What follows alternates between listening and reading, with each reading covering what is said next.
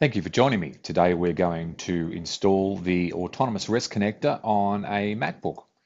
So the first thing we need to do is go to the Progress ESD website, and this will open up the options to download software. If you already logged in like I have, you'll be taken straight to the list of products.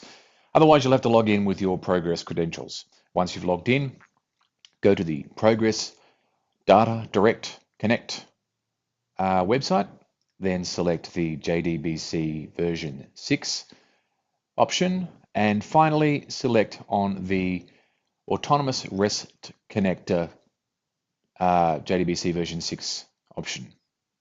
And this will open up a license page. Hit accept, and then you'll be presented with the list of options to download. And we're going to download the all platforms file. I've already downloaded the file, so rather than do it again, I'll just show you from here. So there's the zip file I've downloaded and I've uncompressed it. And in here, you'll see there is a jar file. We just double click on that, and then it will present, the MacBook will go, oh, I don't know what this file is. What do you want to do? Hit OK. You'll then have to go to the system preferences, security and privacy, and say, open it anyway. OK. And then the JDBC Direct installer will commence. It's just basically follow the bouncing ball as you normally would when you're installing something, just accepting the defaults, accept the license conditions, go to the normal folder. Now we're going to go into the OEM or license installation. And to do this, what we need to do is we have to put a license key in. So going back to where we found the software, click on the license tab here. Now I'll just expand this out because it's a little bit small. There we go. And as you can see here, as you scroll down, there is an extensive list of license options. So there's some for Salesforce, there's some for Oracle, and when you get down a bit further, you'll see here there's the Autonomous REST connector. And the value that we want is this key right here.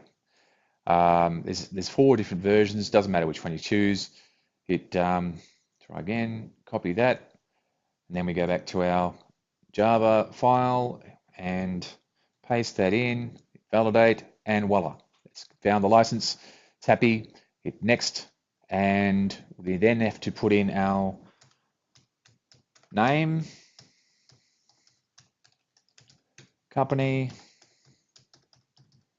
and the serial number. The serial number is found right above where we found the license key. So just copy this number here, copy, and paste, and then hit next. And that's really it. So once we've got the installation underway, I won't make you watch process bars. I'll stop the video and come back when it's finished. Okay, so the installation is finished. So we can now move on to the next part of our demonstration. You will need to keep in mind where the installation has been installed. We will require that in a little while. Don't worry too much. I will show you where to find this in case you forget to grab it. So hit done. We don't need this anymore. So I'm going to show you where to get the SQL IDE that I'm using. It's called dbeaver. And one of the great things about dbeaver, we'll just set that back to the normal size. And it has. Okay, fantastic. But one of the great things about dbeaver is that it's free. I know some of the sales engineers in the US use another product called Razor SQL. Perfectly fine if you want to use that. It works just as well. However, it's not free, so that's a big difference. dbeaver is a great product. It does a lot of really cool things, and for our purposes, it's just what we need. So I've already installed dbeaver, so rather than running you through how to do that, we just open the file, open up dbeaver, and then you'll be presented with a list of connections once it opens. There we are. So as you can see here, there's quite an extensive list of drivers to connect to different things within dbeaver. None of them, unfortunately, are the Autonomous REST connector. So first thing we need to do is build a driver to connect to ARC. So how we do that, that's quite easy.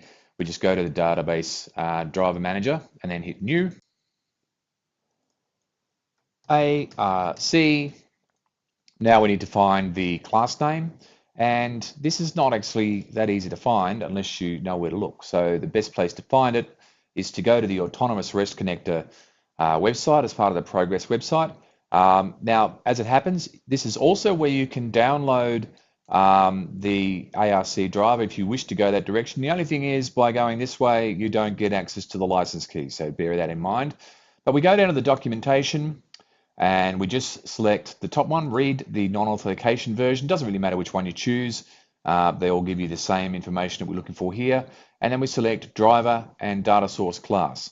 So we just copy this information here, this line of text, copy that, go back to our dbeaver, hit paste.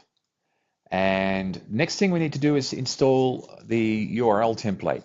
Now, if you watch the video that I've created on how to prepare ARC for a demo, I will explain to you how this is built, but for now we're just going to use a file that I'd already had created earlier, which is called our Swampy REST file. We just grab this line of text here and paste that in. And lastly, we need to select the Autonomous REST jar file. Now, where you find that, remember, as I said when we were installing the driver, you needed to know where the path to where it was installed. It's in your home folder, unless you chose a different location. Progress, Data Direct, JDBC version 6, and then in the lib folder, you'll find this autorest.jar file. Hit OK, close, and there we are. We have our ARC. Hit close, and our last step, we're going to create the actual connection. So we just go on to the connection under the Projects tab, hit Create New Connection, select our newly created ARC database driver, hit Next. Just select the defaults. Again, if you watch the video that I created on setting up for an ARC demo, I do explain a little bit more about what goes on here. Hit Finish, and then voila, we have built our first connection to an API, and there you go. It's downloaded the tables, and as you can see, it's populated information from our API. Thanks for watching. Until next time, goodbye.